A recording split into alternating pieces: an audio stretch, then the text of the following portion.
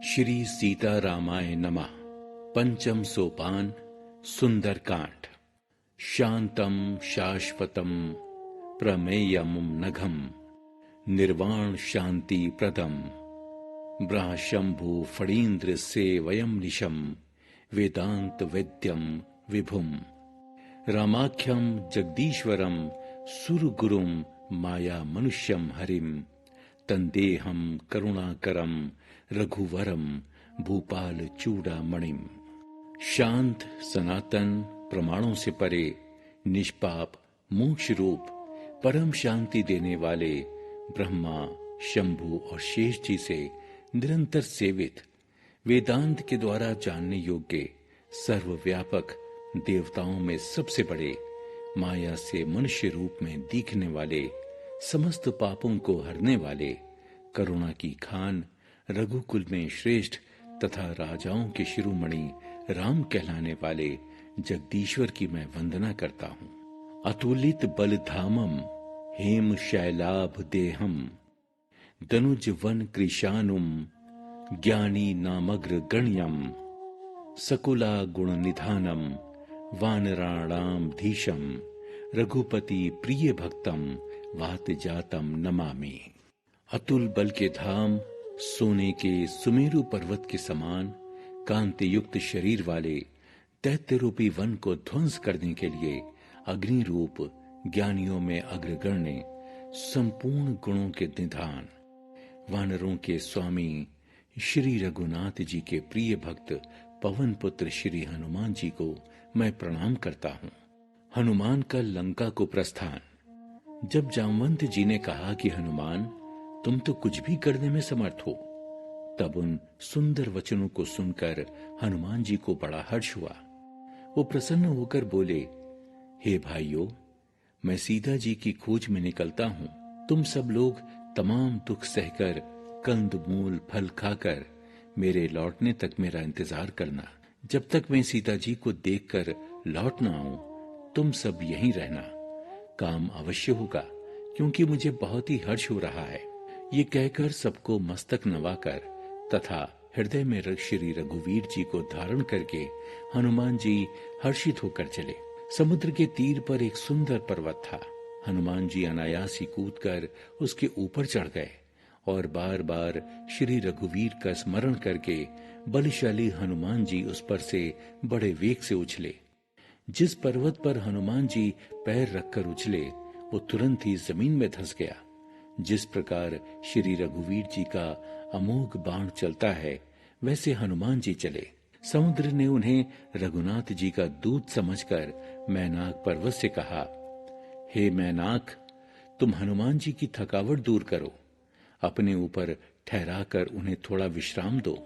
हनुमान तेहि परसाकर पुनि कीन्ह प्रणाम, राम काजू कीन है बिनु मोही कहां विश्राम।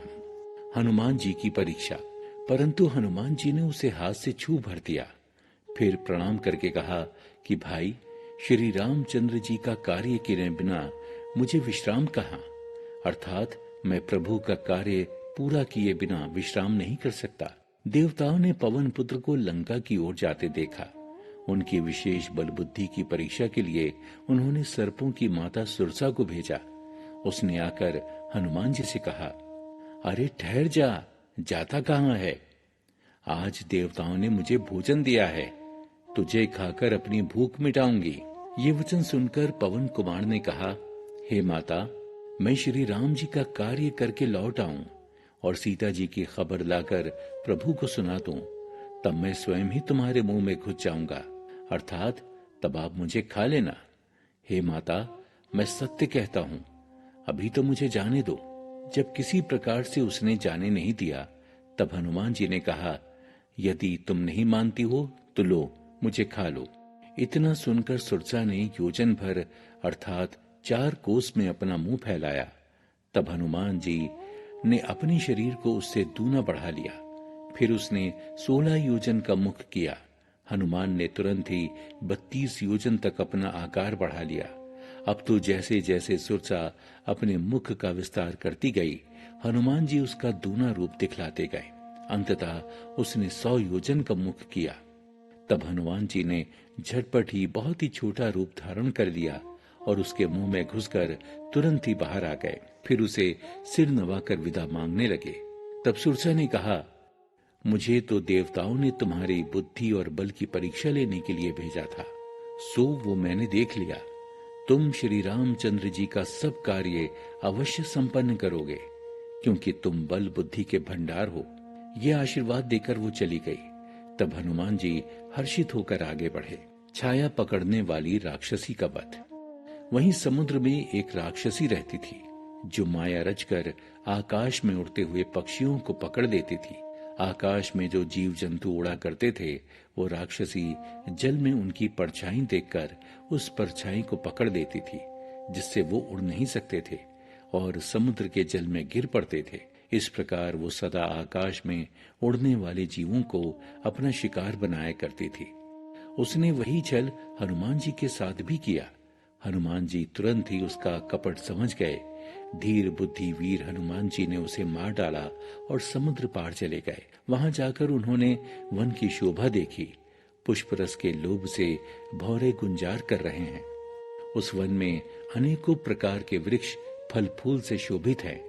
पक्षी और पशुओं के समूहों को देखकर तो हनुमान जी बड़े प्रसन्न हुए। सामने एक विशाल पर्वत देखकर हनुमान जी निर्भय होकर उस पर जा चढ़े। शिव जी कहने लगे, हे उमा, इसमें वानर हनुमान का कुछ भी बड़प्पन नहीं है। ये सब तो प्रभु का प्रताप है, जो काल को भी खा जाता है। पर्वत पर से हनुमान जी ने लंका देखी। लंका की सुंदरता। लंका का बहुत बड़ा किला है। वो अत्यंत ऊंचा है। उसके चारों ओर समुद्र है। सोने के परकोटे का परम प्रकाश हो रहा है, अर्थात सोने की चमक चकाचौंध कर रही है। सोने का वो परकोटा विचित्र मणियों से सजा है। उसके अंदर बड़े ही सुंदर सुंदर घर हैं। चौराहे, बाजार, सुंदर मार्ग और गलियां हैं। पूरा नगर बहुत प्रकार से सजा हुआ है।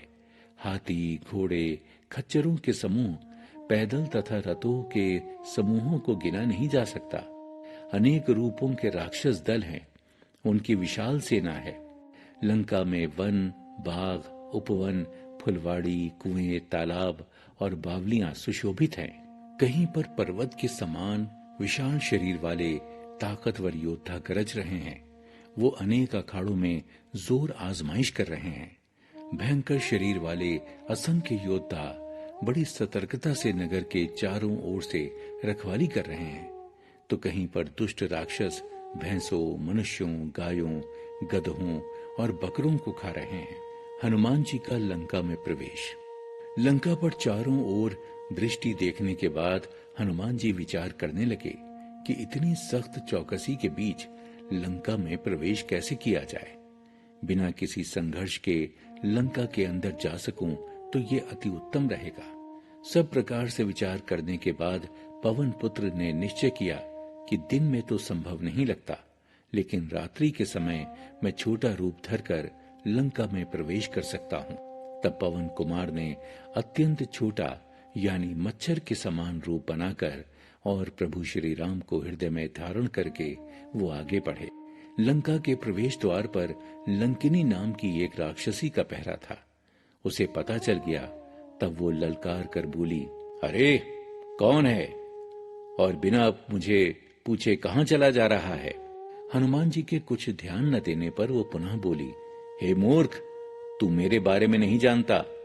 यहाँ जो चोर हैं और जो गुपचुप जाने वाले हैं, सब मेरा आहार बनते हैं। चुपचाप रहते हुए महाकवकपी ने उसे एक घूंसा मारा, जिससे वो खून की उल्टी करती हुई भूमि पर ढेर हो गई।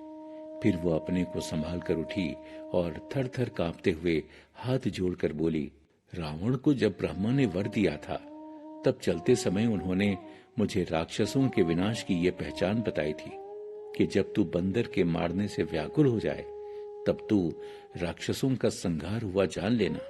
हे तात, मेरे बड़े पुण्य भाग हैं जो मैं श्री रामचंद्र जी के दूत को अपनी आंखों से देख पाई।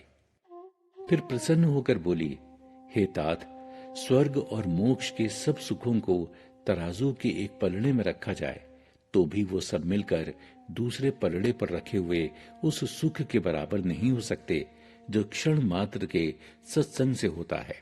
श्री रघुनाथ जी को हृदय में धारण करके नगर में प्रवेश करके प्रभु के सब काम आप कीजिए। ऐसे कार्य के लिए तो विष अमृत बन जाता है, शत्रु मित्रता करने लगते हैं, समुद्र गाय के खुर के बराबर हो जाता है और अग्नि भी शीतल हो जाती है। काक भुषुंडी बोले, हे गरुड़ जी, प्रभु की कृपा से उनके लिए सुमेरु पर्वत भी रज के समान हो जाता है। अब हनुमान जी ने अत्यंत छोटा रूप धारण करके प्रभु का स्मरण करते हुए लंका नगरी में प्रवेश किया।